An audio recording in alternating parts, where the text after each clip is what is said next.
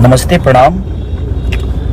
और बस एक बात कहने आया हूँ। बहुत दिन बाद लाइव आया हूँ। कलकत्ता में आया था मैं फेसबुक पे लाइव।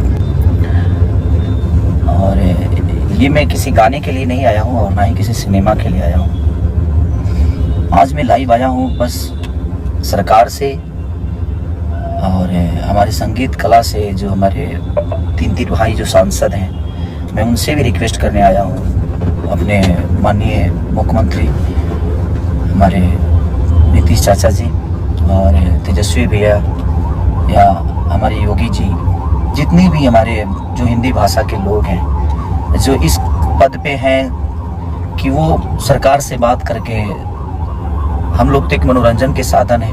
हाँ, जहाँ तक पैसे कौड़ी की बात है, अगर हमसे मदद वहाँ चाहिए तो उसके लिए हम हमेशा आजीवन खड़े रहेंगे। जो हमारी सक्षमता है, जो हमारी संपूर्णता है कि जहाँ से हम है वहाँ से हम हमेशा खड़ा उतरेंगे। लेकिन जो तमिलनाडु में हमारे भाषा, हिंदी भाषा के लिए, लोगों के लिए हो रहा है, तो जो हिंदुस्तान का भाषा है, आज उसी हिंदुस्तान में हिंदी बोलने वालों पे इतनी बड़ी प्रतिबंध लग रही है, उनको मारा जा रहा है, काटा जा रहा है, जिसमें सबसे ज़्यादा संख्या हमारे यूपी बिहार के लोगों की है। तो मैं बस अपने जितने भी मेरे मनोज भैया, रवि भैया, दिनेश भैया, मैं सबसे प्रार्थना करता हूं कि आप लोग प्लीज़, क्योंकि आप लोग सरकार में हैं, तो इस चीज़ को आप लोग जितना चाहेंगे तो इस सरकार से वो सरकार बात करके और हमारी हिंदी भाषा के लोगों के लिए और अपने यूपी बिहार करके खास करके लोगों की मदद हो सकती है। हमारे नीतीश चाचा माननीय मुख्यमंत्री हैं आप, और तेजस्वी भैया उप मुख्यमंत्री हैं। आप सबसे मैं रिक्वेस्ट करना चाहता हूँ कि प्लीज़ आप लोग चाहेंगे तो कम से कम ये जंग जो है बंद हो जाएगी, और उसका देन कहीं ना कहीं हम सभी हैं। क्योंकि अगर रोजगार हमारे यूपी बिहार में इतनी होती तो शायद हमें दूसरे जगह जाने की ज़रूरत नहीं है। तो ये विषय नहीं है, बट धीरे धीरे सारी चीज़ें हो ही रही है और होगी।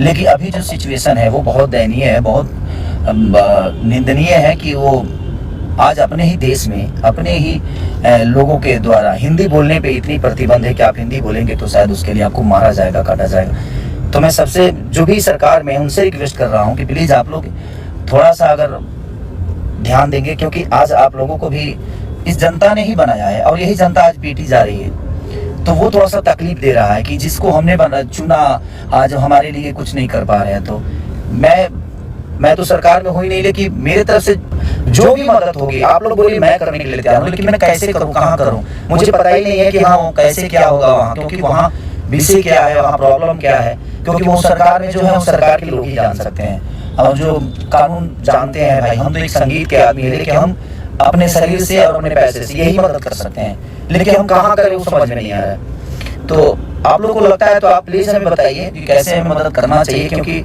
वहाँ अपना हमारा कोई नहीं है, वहाँ मेरा कोई किसी से बात नहीं होती है। मैं सरकार में सरकार के हिसाब से मैं हूँ नहीं, मैं एक गायक हूँ या मैं एक एक्टर हूँ। तो एक एक्टर के तौर पर मेरी पहुँच जो है वो संगीत तक ही है। और हाँ, बिहार में चीज़ें होती, यूपी में होती, तो मैं समझ सकता था कि वहाँ पे मेरे अपने लोग हैं और वहाँ मैं अपनी चीज़ों को पहुँचा सकता था, लोगों का हेल्प कर सकता था। इनके सिर्फ दिल्ली तक, दिल्ली कलकत्ता, यहाँ भी लोग हमारे अपने हैं, मुंबई हैं। तो जहाँ पे हैं वहाँ पे हम सक्षम हैं, जो वहाँ पे किसी की मदद मुझे नहीं लेनी पड़ेगी। लेकिन जहाँ पे मेरे लोग नहीं हैं, जहाँ पे हम कभी गए नहीं, तो तमिलनाडु में जो भी चीज़ें हो रही है, मैं सरकार से रिक्वेस्ट कर रहा हूँ, अपने बिहार सरकार से, यूपी की सरकार से, कि प्लीज़ आप लोग थोड़ा सा आगे आकर अब उन भाइयों का रक्षा प्लीज़ आप सब करिए, और हमसे भी जो हो सकता है आप हमें गाइड करिए, हम करने के लिए तैयार हैं।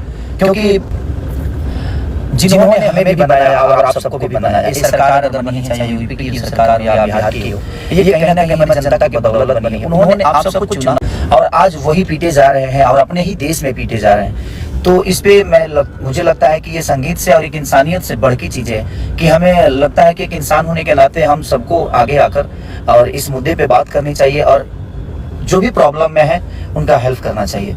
तो प्लीज़ मैं आप सबसे रिक्वेस्ट कर रहा हूँ, मेरे बड़े भाई तेजस्वी जी, चाचा नीतीश जी, माननीय हमारे आदित्यनाथ योगी जी बाबा, और अपने बड़े भाई मनोज भैया, दिनेश भैया, रवि भैया, क्योंकि आप लोग सरकार में हैं, तो थोड़ा सा प्लीज़ आप लोग मदद करिए अपनी इस भाषा के लोगों के लिए, अपने लोगों के लिए, जिन्होंने आप सबको बनाया, हम सबको बनाया है। इन्होंने हमें एक दायित्व दिया है, उस जगह पे पहुंचाया है, तो इनका बहुत बड़ा योगदान और इनका बहुत बड़ा आशीर्वाद है, जिससे हम आज जो भी हैं इनके बदौलत हैं। और हमारा कर्तव्य बनता है कि अगर हम किसी एक घर का गार्जियन की तरह अपने बेटे की तरह जिन्होंने हमें बनाया है, हमें अपना इतना बड़ा साम्राज्य दिया है अपने भाषा के लिए, तो हमें प्लीज़ हमें करना चाहिए। हम सबको आगे आकर इस विषय पे अगर हम छोटी छोटी प्रयास करेंगे तो शायद ये चीज़ें बच जाएगी और हमारे भाई सुरक्षित हो जाएंगे। तो ये आवाज़ उठाना बहुत ज़रूरी है कि हम सबको आवाज़ उठाना चाहिए और जितना मदद हो सके हम सब एक दूसरे से मिल के करना चाहिए।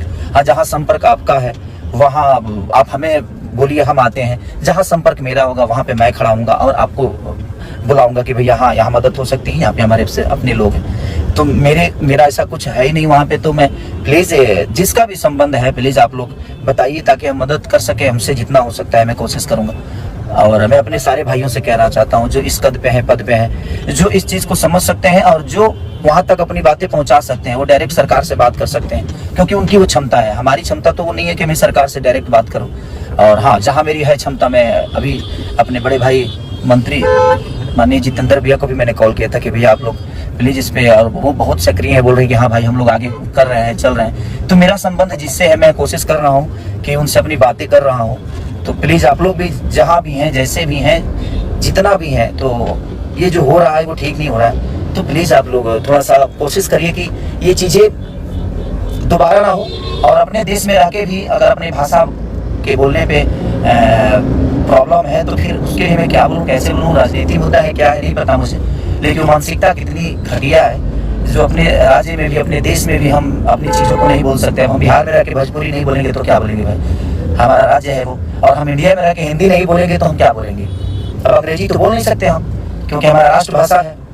तो राष्ट्रभाषा बोलने पर भी प्रतिबंध है, तो ये तो समझ नहीं पा रहा हूँ मैं। बट अब क्या है मुद्दा नहीं पता मुझे, ये मुद्दा क्यों उठा है, बट मुझे दुख हो रहा है। मैं दो दिन से देख रहा हूँ ये मुद्दा को कि हो सकता है सुलझ जाए, लेकिन मुझे लगा कि नहीं, मुझे बोलना जरूर चाहिए ताकि हम सब मिलकर बोलेंगे, हम सब मिलकर कहेंगे तो शायद ये बातें लोगों तक पहुँचे और बड़ी बड़ी लोगों तक पहुँचे, और पहुँचेगी तो शायद इस पर जल्दी एक्शन होगा। तो प्लीज़ मैं सबसे रिक्वेस्ट करना चाहता हूँ, जो भी हमारे मुख्यमंत्री हैं बिहार के, यूपी के, सबको मैं बोलना चाहता हूँ कि प्लीज़ आप लोग ज़रूर इस पर सीरियस है, और ये सीरियस है और ये बहुत ज़रूरी है कि जब हमारे लोग ही नहीं रहेंगे तो हम कहाँ रहेंगे।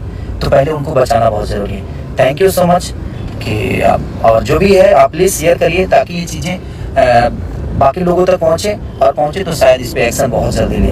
Thank you so much.